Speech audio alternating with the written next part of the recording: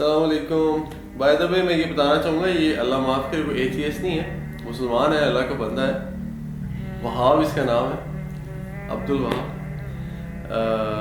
یہ basically confusion نہیں ہے, یہ کنفیوژن کسی ایک بندے کی نہیں ہے, یہ کنفیوژن اس ایج گروپ کی ہے, تو اس لیے یہ ان کی گفتگو تھی. باقی ماشاء اللہ اس کو شکر ہے. کلمہ آتا ہے, آپ کو کلمہ آتا ہے, لا الہ الا اللہ محمد رسول اللہ, اللہ پہ یقین ہے, نبی پہ یقین ہے صلی اللہ علیہ وسلم. اللہ کا شکر ہے میں اسلام مسلمان ہوں. صرف مجھے کنفیوژن اسی چیز کی ہے کہ اور یہ کنفیوژن آپ سے زیادہ نا آپ کے ایج گروپ کی کنفیوژن ہے, کہ جو اس ایج گروپ میں, مطلب ہم بھی جب اس ایج گروپ میں تھے تو یہ اس ایج گروپ کی کنفیوژن ہے, بجائے اسے کہ بڑے لوگ وہ بات کریں ان ایج گروپ کے اندر وہ پہنچ جائیں, اسی ایج گروپ کے بندے اس کی بات کرتے ہیں نا تو وہ ذرا زیادہ افیکٹو ہوتی ہے وہ بات. تو کمی کوتاہی اللہ تعالیٰ معاف فرمائے اور اللہ تعالیٰ ہم سب کو عمل کی توفیق نصیب فرمائے. السلام علیکم. السلام علیکم ورحمۃ اللہ. امید ہے سب اللہ کے بندے خیر سے ہوں گے. آج ہمارے ساتھ دو نوجوان موجود ہیں, تو ان سے میں ایک سوال پوچھنا چاہوں گا کہ بینگ اے ینگ مسلم آپ اسلام کو کیسے دیکھتے ہیں. اور پہلے میں آپ سے پوچھنا چاہوں گا کہ کیا ہمیں اسلام جو بتایا گیا وہ صحیح بتایا بھی گیا ہے کہ نہیں بتایا گیا, تو اگر صحیح بتایا گیا تو ہمیں کیا بتایا گیا, یعنی صحیح نہیں بتایا گیا تو کیوں نہیں صحیح بتایا گیا. جی بات. سب سے پہلے تو وعلیکم السلام. اس کے بعد میں جو اپنا ذاتی تجربہ میں جو کہہ رہا ہوں نا, جو میرے ساتھ مطلب رہ چکا ہے آج تک, کہ اسلام ہمیں صحیح طرح نہیں سکھایا گیا بچپن سے.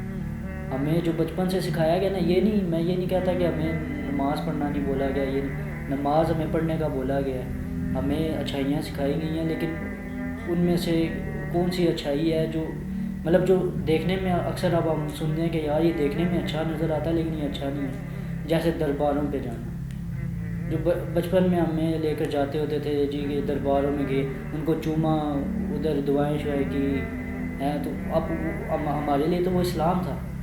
لیکن اب آ کے ہمیں پتہ لگتا ہے کہ نہیں یار وہ کسی اور کو نہیں, اللہ کے علاوہ کسی سے نہیں مانگنا, چومنا نہیں چاہیے قبروں کو, یہ نہیں کرنا چاہیے. کوئی کہتا چومو, کوئی کہتا نہ چومو.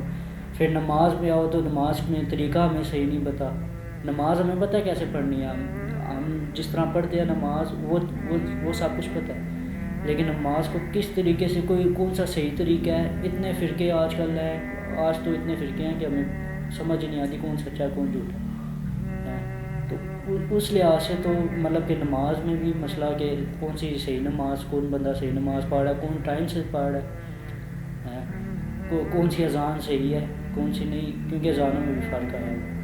تو اس کے علاوہ پھر اور بھی مطلب دوسرے ایسے بہت سے معاملات ہیں جن میں کہتا ہوں ہمیں صحیح نہیں سکھایا گیا, صحیح اسلام ہمیں بتایا ہی نہیں گیا. اب آگے ہم کنفیوز ہوتے ہیں, کنفیوز اس لیے ہوتے ہیں, کنفیوز بھی ہوتے ہیں. اور اب ایک لحاظ سے نا مجھے جو مین مسئلہ ہے نا کہ اب دو کہیں گے کہ سیکھو اس کو, تو میں سیکھنے میں مجھے مسئلہ نہیں ہے, لیکن مجھے اب جو ہماری جو عمر ہے نا جوانی کی, آپ کو پتہ ہے یہ پاکستان کے معاشرہ کیسا ہو چکا ہے, پاکستان کے حالات کیسے ہیں, تو اس مطابق نا ہمیں کیا نام ہے گھر والوں کے لیے کمانا, یہ وہ مطلب ذمہ داریاں آ جاتی ہیں, پھر ہمیں ان چیزوں کا ٹائم نہیں ملتا. تو میں اس لیے کہہ رہا ہوں, میں یہی پوچھنا چاہ رہا ہوں کہ پھر ایسا کیا ہو کہ میں اسلام بھی سیکھوں اور گھر کی ذمہ داریاں بھی اور سب کچھ آگے جو بھی چیزیں وہ بھی کروں. تو اب اس کے لیے پھر میں معاذ سے اگر یہ پوچھنا چاہوں کہ مطلب اگر ہمیں اسلام صحیح نہیں بتایا گیا, صحیح نہیں سکھایا گیا, تو اس کے اوپر ہماری بھی ذمہ داری بنتی ہے کہ اپنے ساری باقی ذمہ داریوں کے ساتھ کیا کوئی دینی لحاظ سے ہماری ذمہ داری بنتی ہے؟ اگر بنتی ہے تو کیا بنتی ہے؟ ذمہ داری ہماری بالکل بنتی ہے. تو میں اسٹارٹ اس طریقے سے کروں گا کہ جس سے ہمیں بتایا جاتا ہے قبر میں 3 سوال ہوں گے, ماں ربو کا, ماں دینو کا, اور اسی بعد ہمیں بتایا جائے گا کہ اس شخص کے بارے میں آپ کیا خیال رکھتے ہیں, مطلب کہ آپ صلی اللہ علیہ وسلم کے بارے میں. اور اس کے بعد قبر میں ایک اور سوال بھی ہوگا کہ کیا تم نے خود دین اسلام پڑھا اور اس پہ عمل کیا. تو آج کل جو ہمارا زمانہ چل رہا ہے, تو اس زمانے میں میں یہ سمجھتا ہوں کہ ہمارے لیے دین اسلام کو پڑھنا بہت زیادہ آسان ہے ایز کمپیئر ٹو صحابہ کرام کی زندگی کے مطابق جس طرح ان کے پاس دین آیا تھا, کیونکہ قرآن مجید مکمل 23 سال کے لمبے عرصے میں نازل ہوا.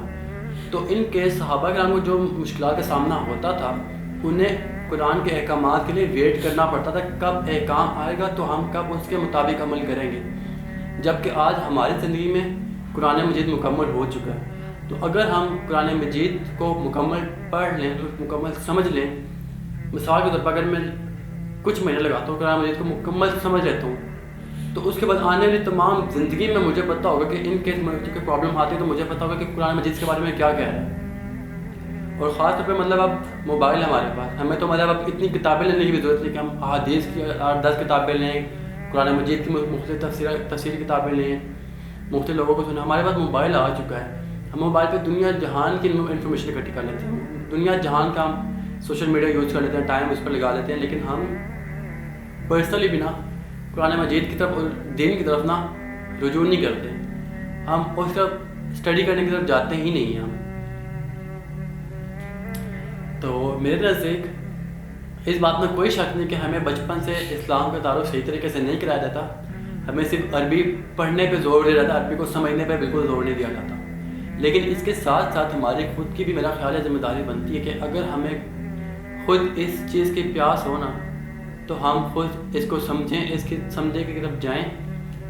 تو میرا یہ خیال ہے کہ معاشرے سے زیادہ نا ہمارا خود کا ذاتی قصور ہے، کیونکہ ایٹ دا اینڈ ہم نے اپنا ساتھ دینا اور معاشرے نے اپنا ساتھ دینا۔ یہاں پہ جیسے معاذ بھائی نے بات کی ہے کہ اسلام بہت آسان ہے اگر سیکھنے میں، تو ٹھیک ہے آسان ہے، لیکن آسان طریقے سے سیکھنا یہ میرے لیے مجھے نہیں سمجھ آتی کہ کیسے آسان طریقے سے سیکھنا۔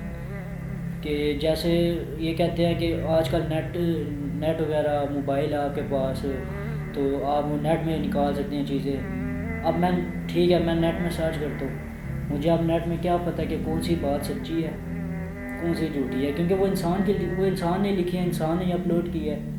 اب وہ کون سچ بول رہا ہے کون جھوٹ بول رہا ہے اس کا مجھے نہیں پتا، میں یہاں پہ پھر کنفیوز۔ اس کے بعد پھر اگر بات آ جاتی ہے کہتے ہیں کہ ادھر قرآن مطلب کہ قرآن آپ صرف باقی کتابیں چھوڑ دو، قرآن کی طرف مطلب صرف قرآن سے ہی آپ اسلام سیکھو۔